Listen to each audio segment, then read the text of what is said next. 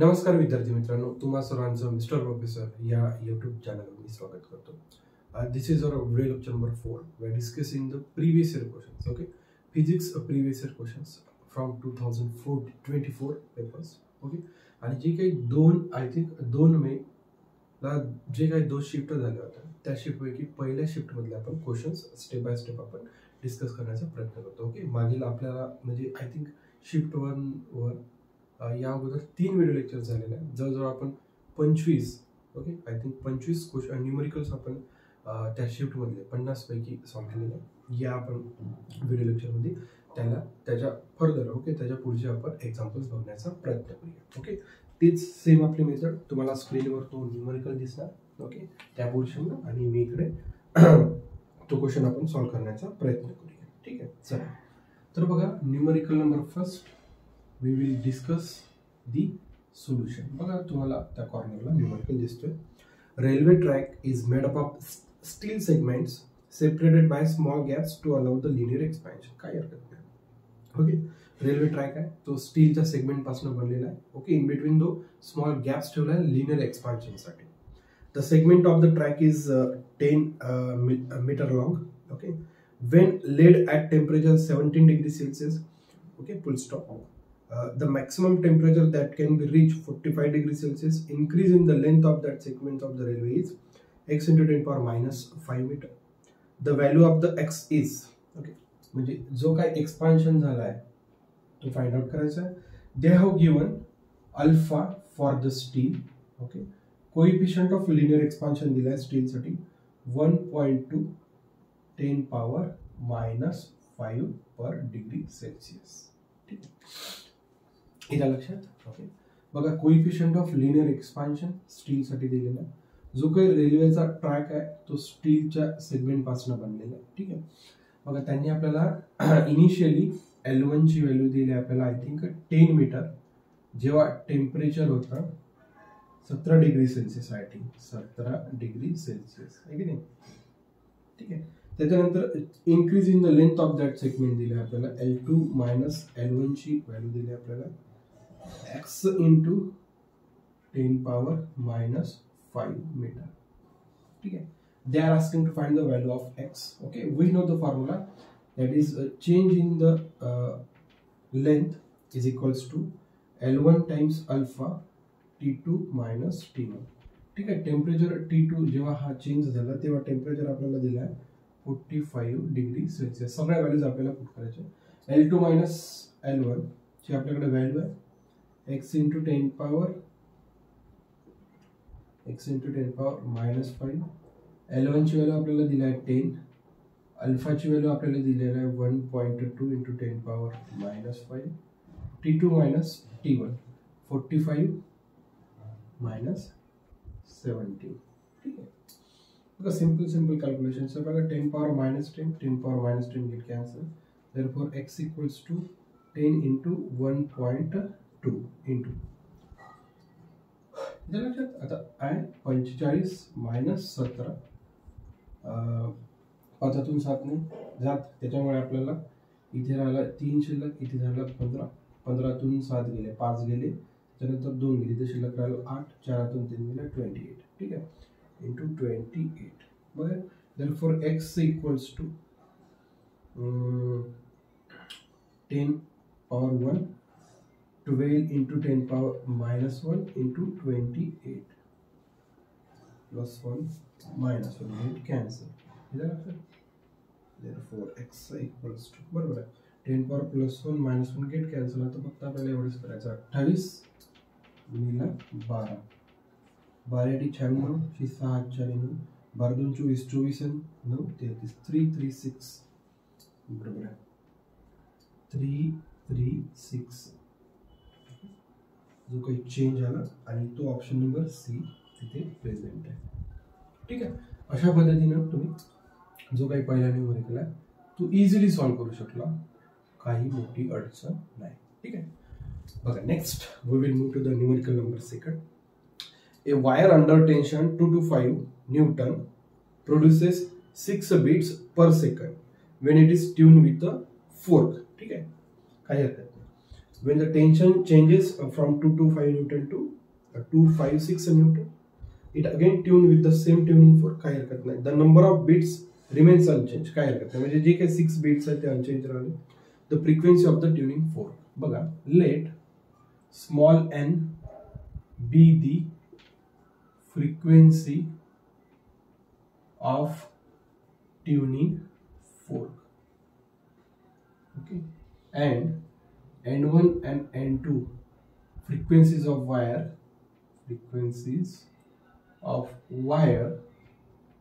wires corresponding tensions T1 and T2. ठीक आहे. आणि बघा, फ्रिक्वेन्सी आणि तुम्हाला टेन्शन मधलं एक रिलेशन मिळतं की n is directly proportional to the square root of tension. ठीक आहे, चला काही हरकत नाही. बघा आता इनिशियली जेव्हा टेन्शन T1 होतं 225 न्यूटन आणि टेन्शन 2 किती आहे 256 newton. Let me check. 225 newton, 225 newton आणि 256 न्यूटन. काही हरकत नाही. मेरा लक्षात. चला ओके. बघा आता हा रिलेशन यूज करूया आपण. n is directly proportional to the square root of t. बघा, जेव्हा फ्रिक्वेन्सी n1 होती तेव्हा बीट n-6 फंडामेंटल. जेव्हा फ्रिक्वेन्सी n2 होती तेव्हा बीट n+6. ओके, हा रिमेन्स अनचेंज होता जो काही बीट होता. ठीक आहे.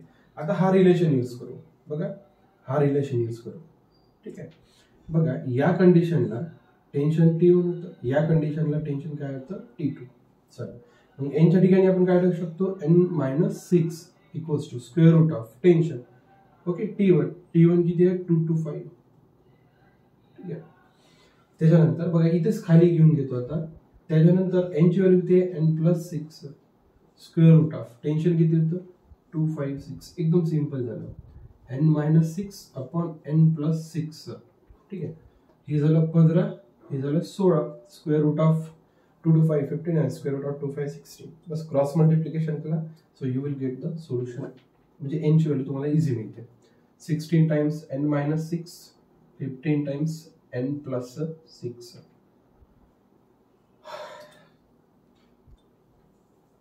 आपल्याला तेच विचारले ना, the frequency of the tuning fork. 16 times n 6 6 36 6 चला 1 6 1 6 76. 15 टाइम्स n प्लस 15 15 15 30 15 15 15 60 15 25 75 15 सका 90. चला काय n ची व्हॅल्यू फाइंड आउट करायची आहे.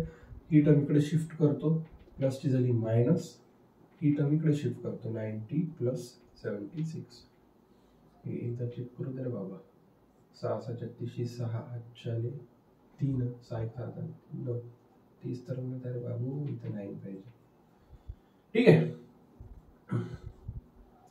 इथे राहिला n इक्वल्स टू 699 आता 186 हर्ट्ज. ठीक. बघा ऑप्शन कोणता आहे 186. Option number B is there. या लक्षात अशा पद्धतीने जर तुम्ही केलं तर खूप काही मोठी अडचण नाही. पॉज करून नोट डाऊन करा.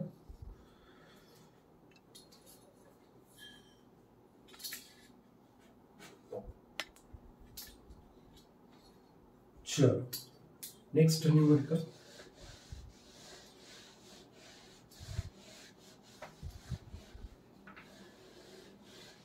कॅल्क्युलेट होते, म्हणजे दोन्ही क्वेश्चन जर बघितले तर मॉडरेट होते, नॉट इझी वन. लक्षात, दोन्ही क्वेश्चन जर बघितले तर तुम्ही मॉडरेट क्वेश्चन होते, म्हणजे एकदम इझी बा फॉर्म्युला टाकला सोल्युशन मिळालं असं नव्हतं. ठीक आहे. Numerical number 3 we will discuss the solution for the numerical number 3. चल काही हरकत नाही का. चल बघा ना, मग काही हरकत नाही. बघा एकदम simple. In the third orbit of hydrogen atom, the energy of an electron E. In the fifth orbit of helium, the energy of the electron will be. बघा, हायड्रोजनच्या किती कोणतं ऑर्बिट बनते n equals to third orbit मध्ये. Energy of hydrogen किती होती E. ठीक आहे.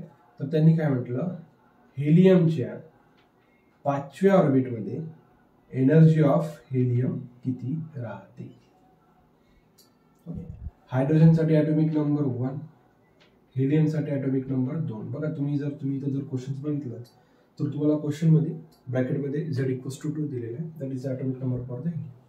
सिंपल फॉर्म्युला आहे, E directly equals to Z²/n². कोणत्याही जगातल्या कोणत्याही ॲटमची जर एनर्जी फाइंड आउट करायची असेल तर हा फॉर्म्युला आहे. त्या ॲटमचा ॲटॉमिक नंबर आणि कोणत्या ऑर्बिटमध्ये एनर्जी फाइंड आउट करायची आहे त्या पर्टिक्युलर इलेक्ट्रॉनची, तर तो आहे.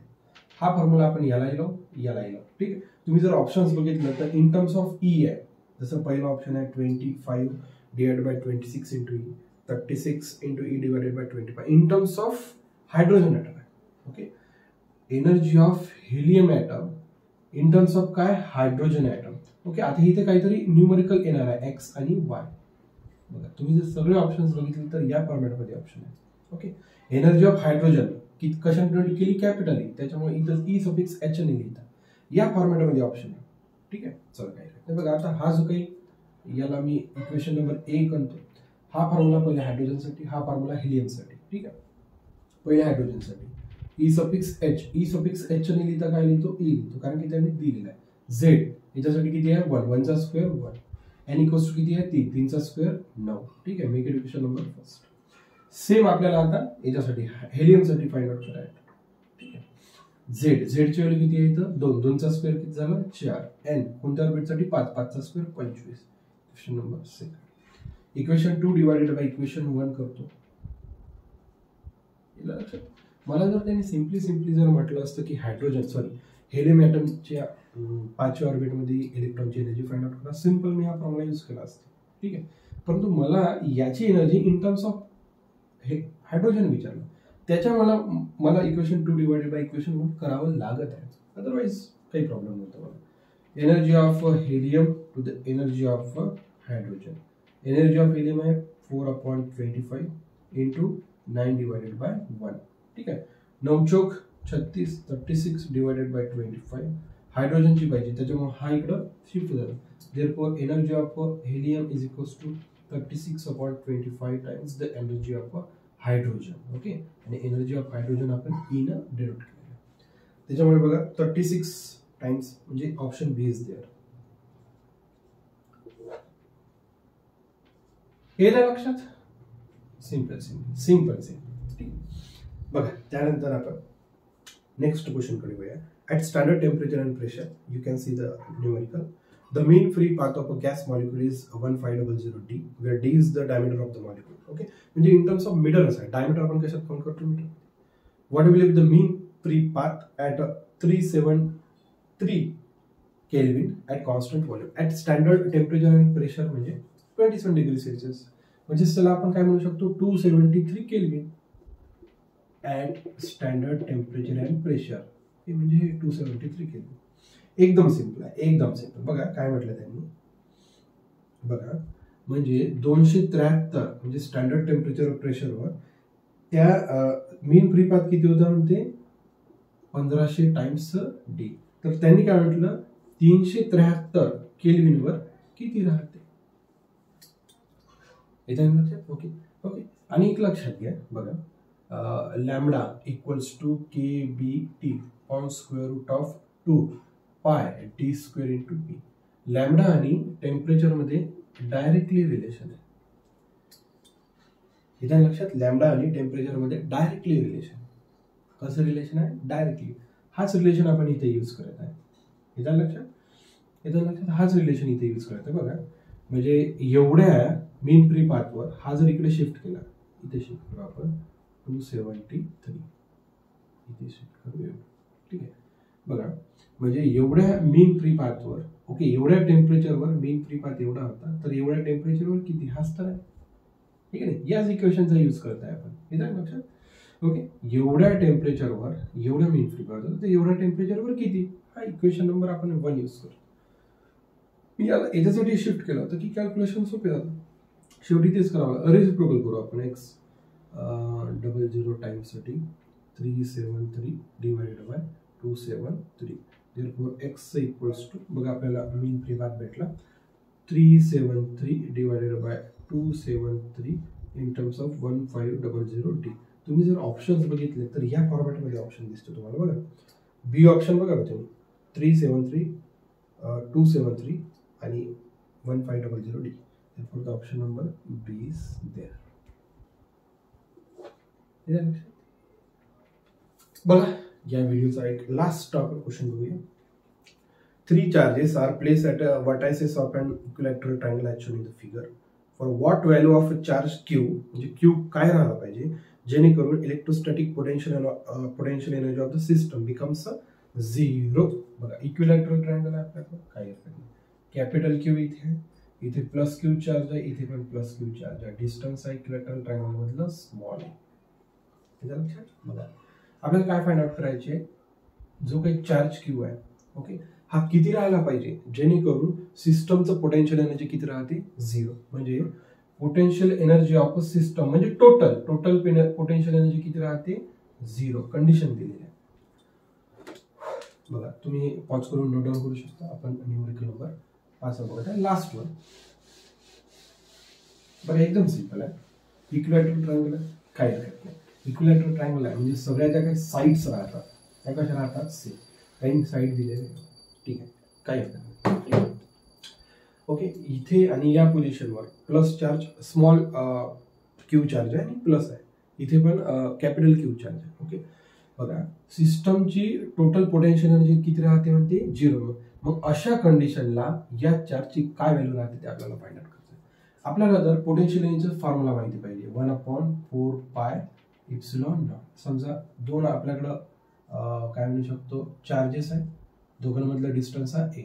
ओके तर या दोघांमधलं पोटेन्शियल एनर्जी काय राहते Q0 डिवायडेड बाय डिस्टन्स. ठीक आहे ना. हा चार्ज Q हा घेतला मी Q0 डिवायडेड बाय डिस्टन्स. मग हाच फॉर्म्युला आपल्याला इथे अप्लाय करायचा. ओके आपण याला मार्क देऊन देऊ. बघा A position, B position, C position. Potential energy okay at A due to B किती राहते. Potential energy at A due to B किती राहते बघा 1/4πε0. हे तर काय झालं constant. Potential energy at A charge किती आहे Q. Okay potential energy at A due to B charge किती आहे Q. दोघांमधलं डिस्टन्स किती आहे A. Make equation number first. Okay मग same potential energy at B due to C. Potential energy of B due to C. ठीक आहे 1/4πε0 same. B वर charge किती आहे Q, C वर चार्ज किती आहे कॅपिटल Q, डिस्टन्स किती आहे A. Make equation number second. आपण इंडिव्हिज्युअल आपण पोटेन्शियल एनर्जी फाइंड आउट करतोय. ओके पोटेन्शियल एनर्जी काय राहते एकमेकाचा इन्फ्लुअन्स राहते. याचा इन्फ्लुअन्स याच्यावर, याचा ठीक आहे. Okay lastly potential energy at C due to A 1/4πε0 हे झालं कॉन्स्टंट. C वर चार्ज आहे Q ओके आणि इकडे चार्ज आहे small Q divided by A. Make equation number. आता टोटल पोटेन्शियल एनर्जी म्हणजे तिघांचं काय करावं लागेल आपल्याला. या तिघांचं काय करतो मी ऍडिशन. टोटल पोटेन्शियल एनर्जी तिघांची काय करतो ऍडिशन. तिघांच्या ऍडिशन मध्ये बघा 1/4πε0 आणि Q कसं आहे कॉमन म्हणजे Q/4πε0 काय निघालं कॉमन. मग शिल्लक किती राहिलं इथं Q बाय अरे A पण कॉमन निघालं ना A. ठीक आहे स्मॉल A. मग इथे शिल्लक किती राहिला Q. इथं किती शिल्लक राहिलं प्लस Q. इथं किती शिल्लक राहिलं प्लस Q. ठीक आहे आणि टोटल पोटेन्शियल एनर्जी किती आहे 0. ठीक आहे therefore Q/4πε0 A. Q plus Q 2Q plus small Q. हा जर इकडे गेला आणि हा इथं आला तर काय झाला 0. म्हणजे तुमच्याकडे शिल्लक राहिलं 2Q plus Q. Capital Q ची व्हॅल्यू फाइंड आउट करायची आहे. Therefore 2 times therefore capital Q equals to -Q/2. म्हणजे हा जो काही C पोझिशन वर चार्ज आहे याची व्हॅल्यू किती पाहिजे -Q/2.